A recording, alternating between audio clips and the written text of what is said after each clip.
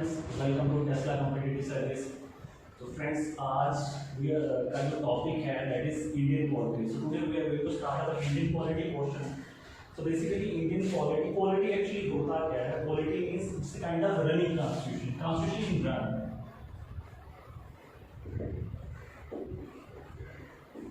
Basically polity में हम different government के डिफरेंट ऑर्गन्स पढ़ेंगे like parliament legislature executive judiciary. तो पॉलिटी का यहाँ पे एक चीज़ जो बेसिक चीज़ मैं आपको बता दूँ कि इम्पोर्टेंस क्या है यहाँ पे कि अगर आप कॉम्पिटिटिव एग्जाम्स में देख लोगे तो पॉलिटी का बहुत बड़ा रोल है। In fact competitive exams like JKSSB की हम बात करेंगे, जेकेएसएसबी के डिफरेंट एग्जाम्स होते हैं जैसे नाइट सिद्धार्थ का एग्जाम हो गया, एक्साइज का एग्जाम हो गया, या सिविल सर्विसेज की बात करेंगे आईएएस केएस के एग्जाम हो गए। इनफैक्ट एसएससी के एग्जाम्स होते हैं जैसे सीजीएल का एग्जाम होगा, तो उसमें हर किसी में पॉलिटी का टॉपिक होता ही होगा। तो पॉलिटी जो है बहुत ज़्यादा इंपॉर्टेंट रोल प्ले करती है as far as your competitive exams is concern. ठीक है, तो कॉम्पिटिटिव एग्जाम्स की हम बात करेंगे। Before we start our Indian polity portion, let me share you one thing कि आपको किसी भी एग्जाम्स के लिए you need a road map. अब वो रोड मैप क्या है किसी भी एग्जाम का? That is your syllabus.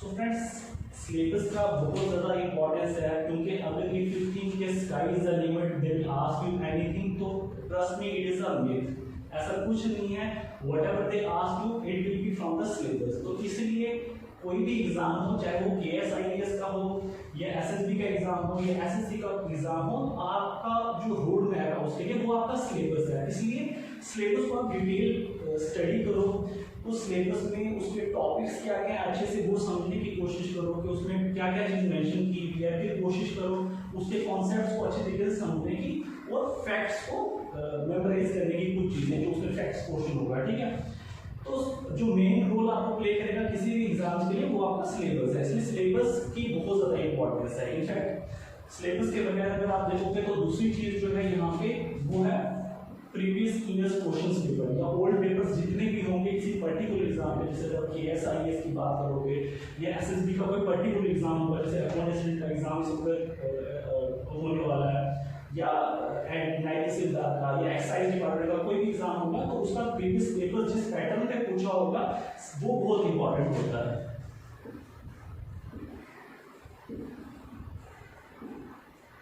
ठीक है, और तीसरी चीज मैं आपको ये बता रहा हूँ जो मेन इंपॉर्टेंट चीज है वो ये है कि अदर देन दैट अगर आप सिलेबस कंप्लीट करने के बाद आपको जो मेन चीज है वो होता है टेस्ट सीरीज। आप कितने भी चीज को सिलेबस को खत्म कर लो, कॉन्सेप्ट अच्छे से पढ़ लो, बट आपको प्रैक्टिस के लिए if you want to crack that exam you need a proper test series. ठीक है,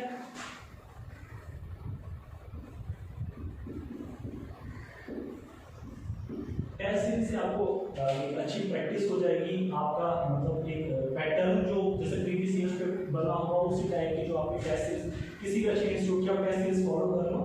और कोई भी एग्जाम केएस का एग्जाम होगा तो प्री का स्ट्रेटजी अलग होता है, मेंस का अलग होता है, इसलिए वो टेस्ट सीरीज आपको देना बहुत इंपॉर्टेंट है। ठीक है, तो गाइस ये आपका जो मैं आपको बता रहा था कि रोड मैप आपका जो होगा किसी भी एग्जाम के लिए, वो तीन चीजें जो मेन है वो ये है कि आप उस एग्जाम्स का सिलेबस देखो, अच्छे से सिलेबस क्या है, फिर उसके प्रीवियस ईयर पेपर्स देख लो कि उनका पैटर्न क्या है क्वेश्चंस पूछने का, and after that when you will complete your syllabus उसको टेस्ट सीरीज को फॉलो करो अच्छे से। ठीक है, तो आज हम जो इंडियन पॉलिटी स्टार्ट कर रहे हैं। ठीक है, ऐसा यहाँ पे जैसे पंचायत कोऑर्डिनेशन का सिलेबस अगर आप देखोगे तो वहाँ पे इंडियन पॉलिटी के 3 चैप्टर ऑलमोस्ट 3-4 चैप्टर जो है मेंशन है। जैसे पहला चैप्टर है कि formation of the constitution of India, India का कॉन्स्टिट्यूशन का फॉर्मेशन कैसे हुआ। दूसरा जो यूनिट है that is your fundamental right, your third chapter is directive principle of state policy. ठीक है, और फोर्थ वन जो है वो पंचायती राज है। ठीक है, अब इसको हम डिटेल स्टडी करेंगे यहाँ पे, और ऐसा नहीं है कि सिर्फ पंचायत अकाउंटेंट में आपको काम आएगा, ये सेम टॉपिक आपको सिविल सर्विसेज में आईएएस केएस में भी हेल्प करेगा और एसएसबी एसएससी की कोई भी एग्जाम होगा उसमें आपको ये हेल्प करेगा। ठीक है, so before we start our first topic that formation of the constitution of India, उससे पहले हम थोड़ा सा बेसिक्स पढ़ लेते हैं कि एक्चुअली में कॉन्स्टिट्यूशन होता क्या है।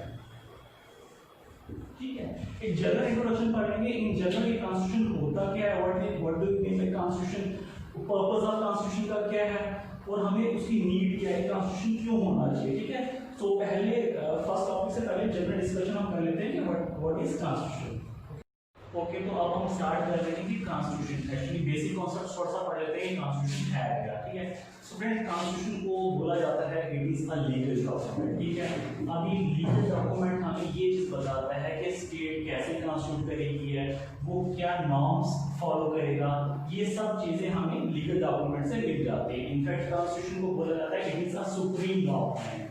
सुप्रीम लॉ ऑफ लैंड इस वजह से बोला जाता है क्योंकि लाइक जो अदर्स लॉज होते हैं, ऑर्डिनरी लॉज बोल लो, या जैसे इंडियन कॉन्स्टिट्यूशन की हम बात करेंगे, आईपीसी, इंडियन पेनल कोड होगा, सीआरपीसी होगा, डिफरेंट लॉज जो होंगे वो सब उनका सोर्स जो है वो सुप्रीम लॉ ऑफ लैंड जो कॉन्स्टिट्यूशन है उसको सेटिस्फाई करना चाहिए, क्योंकि अगर उसको सेटिस्फाई नहीं करेगा तो उसको थ्रू जुडिशियल हम कहते हैं नल एंड वॉइड किया जाता है। So basically constitution is the supreme law of land इस वजह से बोला गया है कि जो अदर्स लॉ है वो इसके सबऑर्डिनेशन है और इनको इस कॉन्स्टिट्यूशन को सेटिस्फाई करना चाहिए, ठीक है।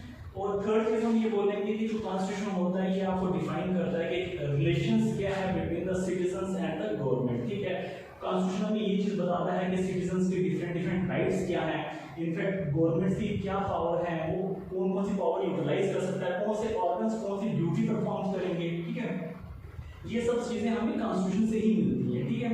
और कोई भी ऑर्गन ऑफ द गवर्नमेंट हम बोलेंगे, चाहे लॉ मेकिंग पावर, लेजिस्लेचर की बात करेंगे, एग्जीक्यूटिव की, तो वो आर्बिट्रेरी पावर्स नहीं इस्तेमाल कर सकते। वो जो भी लॉ बनाएंगे वो थ्रू द कॉन्स्टिट्यूशन डिराइव किया जाएगा, इसलिए वो कॉन्स्टिट्यूशन को सेटिस्फाई करेगा तो उसकी मतलब वैल्यूज होगी। अदरवाइज अगर वो सेटिस्फाई नहीं करेगा कॉन्स्टिट्यूशन के प्रोविजन को तो उसको नल एंड वॉइड किया जाएगा, ठीक है।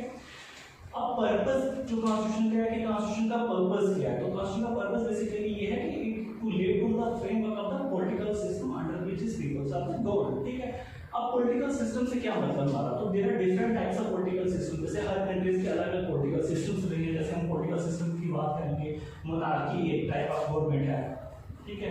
मोनार्की मींस किंग्स रूल, ठीक है, वन पर्सन रूल का बात हो सकती है, और इट इज अ हेरेडिटी, ठीक है।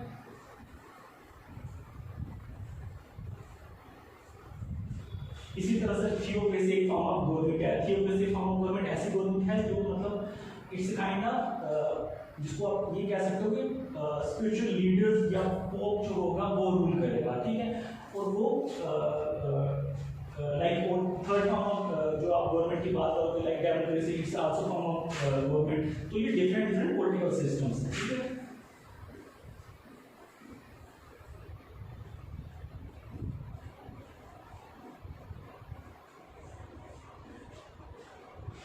थियोक्रेसी में जो लीडर होता है बेसिकली उसको बोला जाता है कि ये गॉड का रिप्रेजेंटेटिव है, whatever he said from the gods view point of view, ठीक है। और डेमोक्रेसी जो फॉर्म ऑफ गवर्नमेंट है इसमें बोला जाता है कि peoples rule themselves through their representative, ठीक है। पब्लिक के रिप्रेजेंटेटिव होते हैं, ठीक है, वो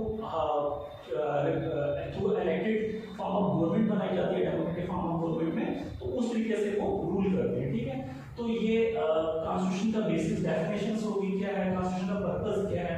तो थर्ड चीज जो बहुत इंपॉर्टेंट है वो ये चीज है कि यहाँ पे कि why we need a constitution, हमें कॉन्स्टिट्यूशन की जरूरत क्या है, ठीक है। तो तीन चार चीजें हैं जो हम यहाँ पे ये देख लेते हैं जो हमें ये चीज बताएगा कि हमें कॉन्स्टिट्यूशन होना क्यों चाहिए। सो फाइन, अगर हम एक हाइपोथेटिकल सिचुएशन क्रिएट कर लेते हैं कि ये फॉर एग्जांपल एक सोसाइटी है, ठीक है। सोसाइटी में जो पब्लिक है वहाँ की या जो पीपल्स हैं वहाँ के, ठीक है, उनमें बहुत ज़्यादा डाइवर्सिटी है, ठीक है। लाइक उनके रिलीजन डिफरेंट्स हैं, कोई हिंदू, मुस्लिम, सिख, ईसाई, ठीक है, डिफरेंट, उनके प्रोफेशंस डिफरेंट है, एज ग्रुप डिफरेंट है, ठीक है। तो उनका इंटरेस्ट भी अलग अलग होगा, ठीक है। तो अब उन सब पब्लिक को जब इकट्ठे एक साथ रहना है तो उनके लिए एक अमंग द पर्संस क्लैश ना हो उनके इंटरेस्ट के बीच, तो कॉन्स्टिट्यूशन क्या करेगा, एक सेट ऑफ बेसिक्स रूल बताएगा, ठीक है। उस बेसिक्स रूल को फॉलो करना होगा that allow for the minimal coordination among the society, so that उस सोसाइटी जो डिफरेंट डाइवर्सिटी है उनके बीच कोई मतलब क्लैशेस ना हो, पब्लिक जो है कोई भी इंडिविजुअल इनसिक्योर ना हो। तो कॉन्स्टिट्यूशन क्या करता है, सेट ऑफ बेसिक्स रूल बस आप बताता है जो बेसिक्स रूल सबको फॉलो करना होता है। इन दैट केस अगर कोई बेसिक्स रूल फॉलो नहीं करेगा और एक किस्म का अगर थ्रेट होगा तो उसको पनिश किया जाएगा। So why we need a constitution की पहली चीज ये है कि वो बेसिक्स रूल बताएगा, ठीक है। सेकंड चीज हम ये बोल सकते हैं कि कॉन्स्टिट्यूशन जो है पावर मैप इसको बोला जाता है। पावर मैप क्या मतलब हुआ कि वो different arms of the government जो है उनकी पावर को डिटरमाइन करता है। उसका क्या मतलब हुआ, पावर का डिटरमाइन करना मींस कि कोई भी इंडिविजुअल जो है उसके पास सिंगल अथॉरिटी नहीं है, पावर का सेपरेशन किया गया है, वो हमें कॉन्स्टिट्यूशन बताता है। जैसे different branches of the government में जैसे लेजिस्लेचर हो गया, एग्जीक्यूटिव हो गया और judicial. Legislature means parliament, Lok Sabha, Rajya Sabha, ठीक है।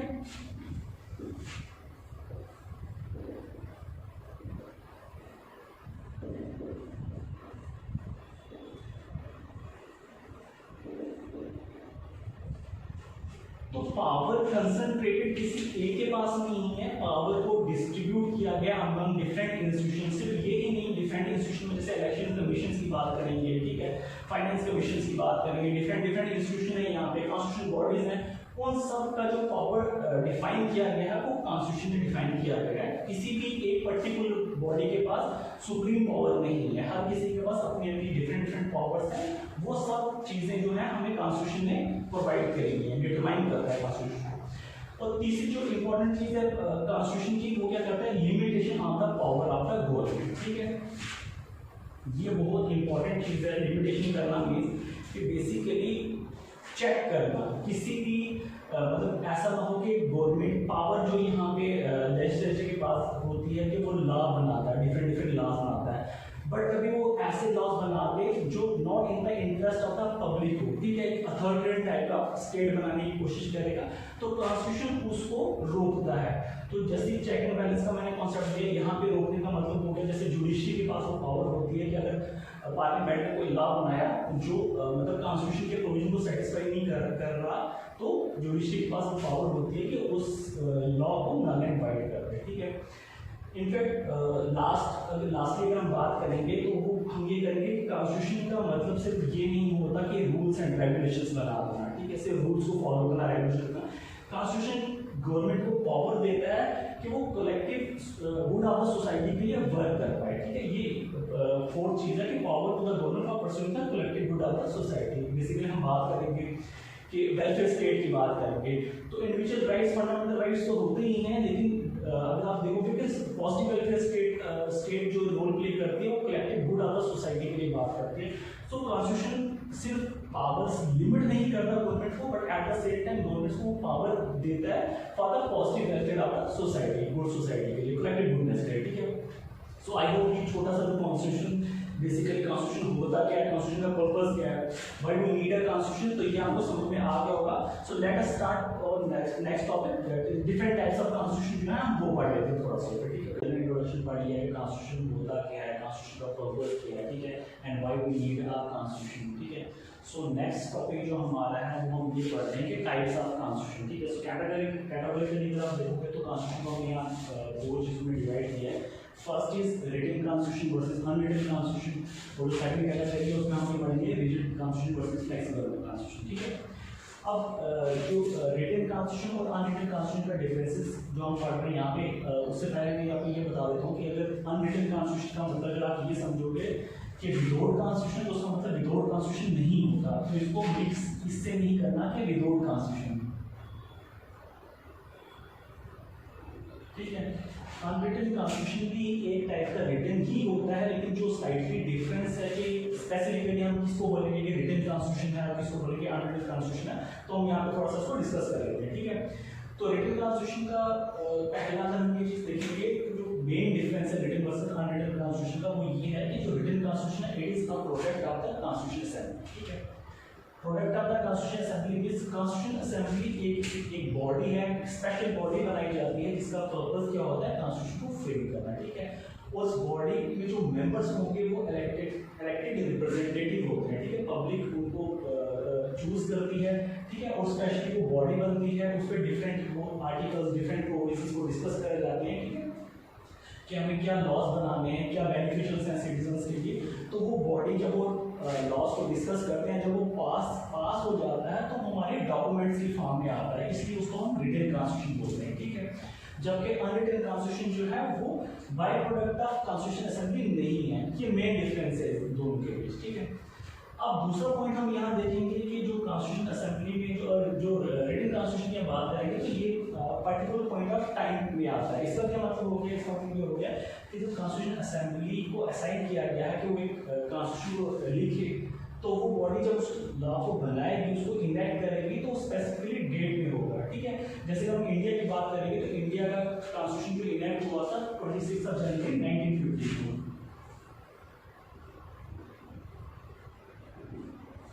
मीन्स ये पर्टिकुलर पॉइंट ऑफ टाइम पे आया है। ठीक है, लेकिन अनरिटन कॉन्स्टिट्यूशन जो है वो पर्टिकुलर पॉइंट ऑफ टाइम पे नहीं आया होता। ठीक है, उसको हम इवॉल्विंग कॉन्स्टिट्यूशन बोलते हैं। इवॉल्विंग का क्या मतलब हो गया कि हर पार्लियामेंट लॉ जो उसको पास करता है with the passage of time वो किसी कॉन्स्टिट्यूशन की फॉर्म ले लेता है। ठीक है, बट यहाँ पे अगर ये चीज़ हम देखेंगे पर्टिकुलर पॉइंट ऑफ टाइम पे तो है, बट डज नॉट मीन कि इवॉल्विंग कॉन्स्टिट्यूशन नहीं है। रिटन कॉन्स्टिट्यूशन ये भी काइंड ऑफ इवॉल्विंग कॉन्स्टिट्यूशन ही होता है। इवॉल्विंग की सेंस में हम बोलेंगे कि जो कॉन्स्टिट्यूशन में डिफरेंस अमेंडमेंट की जाती हैं, थोड़ी सी चेंजेस लाई जाती है with the passage of time, तो वो यहाँ पे रिटन कॉन्स्टिट्यूशन में वो भी उसका पार्ट है, उसको भी इवॉल्विंग ही बोलेंगे। लेकिन यहाँ पे जो मेन डिफरेंस है रिटन अनरिटन में कि यहाँ पे particular point of time date mention है, अनरिटन में डेट पर्टिकुलर टाइम मेंशन नहीं है। ठीक है, थर्ड पॉइंट जो इसका ये है कि रिटन कॉन्स्टिट्यूशन जो है उसको कोडिफाइड किया जाता है इनको सिंगल डॉक्यूमेंट, मतलब एक सिंगल बुक की फॉर्म में मिलेगा जहाँ पे सारे आर्टिकल्स कंप्राइजेस डिटेल में डिस्कस किए होंगे। ठीक है, एक बुक की फॉर्म ले लेगा। लेकिन वहाँ जब हम अनरिटन कॉन्स्टिट्यूशन की बात करेंगे तो वहाँ पे कोडिफाइड तो नहीं किया गया, वहाँ पे सीरीज ऑफ डॉक्यूमेंट्स हैं, सीरीज ऑफ डिसीजंस लिए जाते हैं। ठीक है, they have series of documents and decisions and collectively उनको रेफर किया जाता है, they collectively refer to as the constitution. ठीक है, सिंगल डॉक्यूमेंट यहाँ पे सिंगल डॉक्यूमेंट है, यहाँ पे सिंगल डॉक्यूमेंट नहीं है, इस series of documents and decisions को यहाँ पे कॉन्स्टिट्यूशन बोला जाता है। ठीक है, next is constitution is supreme. Written constitution में हम बोलेंगे कॉन्स्टिट्यूशन जो है सुप्रीम है, लेकिन अनरिटन कॉन्स्टिट्यूशन की जब बात करेंगे वहाँ पे कॉन्स्टिट्यूशन सुप्रीम नहीं है, पार्लियामेंट उसको सुप्रीम बोला जाता है। और रीजन क्या है उसका, रीजन यहाँ पे है कि यहाँ पे कॉन्स्टिट्यूशन को सुप्रीम क्यों बोला है, क्योंकि जो पार्लियामेंट यहाँ पे एग्जिस्ट कर रहा है, जो उसकी पावर्स हैं वो exist because of the constitution कर रही है, क्योंकि कॉन्स्टिट्यूशन ने वो चीजें बताई गई हैं कि पार्लियामेंट के पास क्या क्या पावर है, पार्लियामेंट्री फॉर्म ऑफ गवर्नमेंट जो है वो कॉन्स्टिट्यूशन ने ही दी है। इसलिए जो पार्लियामेंट अपने पावर डिराइव कर रहा है कॉन्स्टिट्यूशन से कर रहा है, इट मींस कि कॉन्स्टिट्यूशन जो है वो सुप्रीम है। लेकिन जब अनरिटन कॉन्स्टिट्यूशन की बात करेंगे तो वहाँ पे कॉन्स्टिट्यूशन सुप्रीम नहीं है, पार्लियामेंट सुप्रीम है। क्यों, क्योंकि parliament with the passage of time decisions ले रहा है, थ्रू लॉज पास कर रहा है, तो जो पार्लियामेंट जो है इसलिए उसको सुप्रीम बोला गया। इनफैक्ट कॉन्स्टिट्यूशन जो एग्जिस्ट कर रहा है यहाँ पे तो पार्लियामेंट कर रहा है। ठीक है, ये आ गया मेन डिफरेंस यहाँ पे written constitution versus unwritten constitution. ठीक है, अब यहाँ पे हम एग्जांपल्स अगर देख लेंगे रिटन कॉन्स्टिट्यूशन के एग्जांपल, तो यहाँ पे एग्जांपल में आप यूएस ले सकते हो, US, India, Canada, United state of America, India. ठीक है, अनरिटन कॉन्स्टिट्यूशन की बात करेंगे तो यूके, ब्रिटिश, ठीक है, इजराइल, ये चीजें ये इनकी एग्जांपल्स आ गई। ठीक है, आई होप कि ये जो डिफरेंसेस है आपको रिटन कॉन्स्टिट्यूशन में और अनरिटन कॉन्स्टिट्यूशन में ये पता लग गया होगा। अनरिटन का मतलब ये नहीं कि विदाउट कॉन्स्टिट्यूशन, रिटन ही है काइंड ऑफ, लेकिन जो स्लाइटली डिफरेंस है इनके बीच वो यहाँ पे इस डिटेल में डिस्कस कर दिया। ठीक है, आई होप आपको अंडरस्टैंड कर लिया होगा आपने। और नेक्स्ट जो हमारी टाइप है वो है rigid constitution versus flexible constitution. अब एक कॉन्स्टिट्यूशन का रिजिड का क्या मतलब है, एक कॉन्स्टिट्यूशन का फ्लेक्सिबल का क्या मतलब है, इसको हम यहाँ पे थोड़ा सा डिस्कस कर लेते हैं। ठीक है, अब यहाँ पे जैसे मैंने ये लिखा हुआ है कि रिजिड जो या फ्लेक्सिबल कॉन्स्टिट्यूशन का होना depend upon the amendment of the constitution. Constitution को अमेंड करना मीन्स जिस तरीके से अमेंड किया जाएगा, अगर वो सिंपल मेजोरिटी से किया जा रहा है तो उसको बोलेंगे फ्लेक्सिबल, स्पेशल मेजोरिटी से किया जा रहा है तो हम बोलेंगे रिजिड। बट अमेंडमेंट का क्या मतलब हो गया, अमेंडमेंट का मतलब हो गया कॉन्स्टिट्यूशन के अंदर कोई भी छोटी से छोटी भी चेंजिंग लाना, इवन स्लाइटली चेंज कहाँ भी अगर हम चेंज करेंगे तो उसको अमेंडमेंट ही बोला जाता है। कोई भी छोटी सी चेंज करना कॉन्स्टिट्यूशन के अंदर, उसको मॉडिफाई करना, उसको बोला जाता है अमेंडमेंट ऑफ द कॉन्स्टिट्यूशन। ठीक है, और कॉन्स्टिट्यूशन को अमेंड करने की पावर किसके पास होती है, पार्लियामेंट के पास।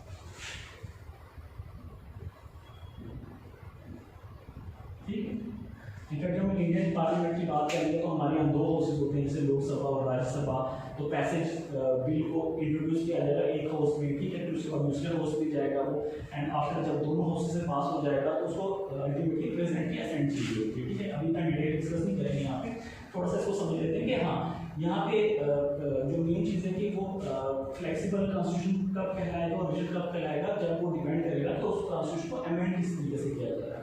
अगर सिंपल मेजॉरिटी से किया जा रहा है तो मीन्स वो फ्लेक्सिबल है, बट वहीं पे अगर उस कॉन्स्टिट्यूशन के प्रोविजंस को स्पेशल मेजॉरिटी चाहिए तो उसको हम बोलेंगे वो कॉन्स्टिट्यूशन रिजिड है, ठीक है। थोड़ा सा यहाँ पे हम ये इसको discuss amendment of the constitution polity का पूरा एक चैप्टर है, तो यहाँ पे हम डिटेल डिस्कस करेंगे, थोड़ा सा जो चीज़ें आपकी नीड है वो डिस्कस कर लेते हैं। तो डिटेल डिस्कशन हम उसको अमेंडमेंट ऑफ द कॉन्स्टिट्यूशन पूरे चैप्टर को अलग से डिस्कस करेंगे, ठीक है। सिंपल मेजॉरिटी का मतलब ये हो गया कि जैसे हम यहाँ क्लासरूम की बात कर लेंगे, ठीक है, यहाँ पे क्लासरूम को आप ऐसे इंट्रोड्यूस करो कि लोकसभा हाउस एक हाउस है, तो अगर यहाँ पे नंबर ऑफ स्टूडेंट 10 स्टूडेंट्स हैं, ठीक है, 10 स्टूडेंट्स का अगर हम बोलते हैं कोई भी बिल यहाँ पे जो हमें चेंजिंग करनी है तो उसके लिए हम ये बोलते हैं कि सिंपल मेजॉरिटी से पास करने का मतलब क्या होगा। सपोज यहाँ पे 10 स्टूडेंट है तो simple majority means 50% plus 1, like 10 का हाफ क्या हुआ 5 + 1, सो 6 पर्सन्स अमंग दैट जो प्रेजेंट, अगर उसको प्रेजेंटेड वोटिंग अगर उसको बिल को पास करेंगे तो मीन्स वो सिंपल मेजॉरिटी से पास हो चुका है। बट वहीं स्पेशल मेजॉरिटी की जब हम बात करेंगे तो वहाँ पे हमें 2/3 of the members of the house presented voting plus majority of the total membership of the house चाहिए होती है, जो बहुत टफ प्रोसीजर है, ठीक है। और फ्लेक्सिबल कॉन्स्टिट्यूशन की और रिजिड कॉन्स्टिट्यूशन की हम जब एग्जांपल्स देंगे तो फ्लेक्सिबल कॉन्स्टिट्यूशन में हम ब्रिटिश की एग्जांपल लेते हैं,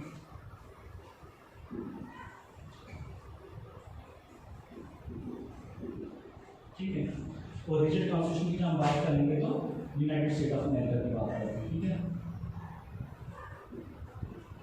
ठीक है। अब इंडिया का कॉन्स्टिट्यूशन रिजिड है या फ्लेक्सिबल है, किस कैटेगरी में आता है, तो बेसिकली इंडियन कॉन्स्टिट्यूशन का हम बात करें तो उसको हम इंडियन कॉन्स्टिट्यूशन में इनफैक्ट लिविंग डॉक्यूमेंट्स बोलते हैं।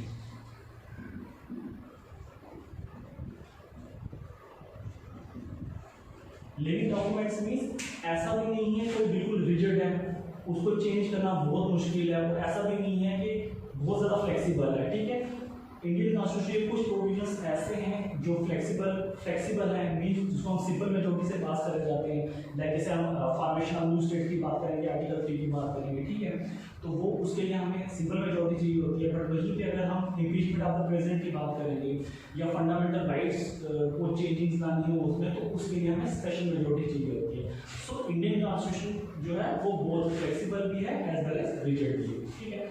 आई होप ये डिफरेंस आपको थोड़ा सा समझ में आ गया होगा कि रिजिड कॉन्स्टिट्यूशन और फ्लेक्सिबल कॉन्स्टिट्यूशन डिपेंड ही करता है कि कॉन्स्टिट्यूशन को अमेंड कैसे किया जाता है। अगर अमेंडमेंट सिंपल से होगा तो फ्लेक्सिबल, तो स्पेशल से होगा तो रिजिड। आई होप ये आपको क्लियर हो गया होगा। इसमें कॉन्स्टिट्यूशन के रिलेटेड जो हमने स्टडी की है, कॉन्स्टिट्यूशन उसका पर्पस क्या है, ठीक है, why we need a constitution, in fact types of constitution, written, unwritten, flexible, rigid पढ़ा है। आई होप ये आपको समझ में आ गया होगा। इसके रिलेटेड आपको कोई भी क्वेरीज होगी, कोई क्वेश्चन पूछना होगा, कुछ भी करना होगा, कमेंट बॉक्स में मेंशन कर देना, ठीक है। सो नेक्स्ट यहाँ पे तो ये फिनिश है। नेक्स्ट टॉपिक हम अपना स्टार्ट करेंगे। तो पहला टॉपिक है that is the formation of the constitution of India, ठीक है। Formation of constitution India in fact polity के लिए अगर आपको कोई बुक आपको सजेस्ट मैं कर रहा हूँ तो आप लक्ष्मीकांत फॉलो कर लो, पॉलिटी के लिए मोर देन सफिशिएंट है। तो एज फार एज अगर आपको स्पेशली अगर आप पंचायत अकाउंटेंट के लिए प्रिपरेशन कर रहे हो तो मार्केट में आप कोई भी बुक जो होगी रेफरेंस बुक आप वो देख लो, प्लस क्लास नोट्स, हमारे अच्छे क्लास नोट्स भी हैं, क्लास नोट्स आप फॉलो कर लेना। और वो जल्दी टेस्ट सीरीज वगैरह हम जो लेंगे आप टेस्ट सीरीज को प्लीज फॉलो कर लेना, ठीक है। आई होप ये आपको समझ में आएगा। And for any queries you can ask in comment box. Okay, thank you.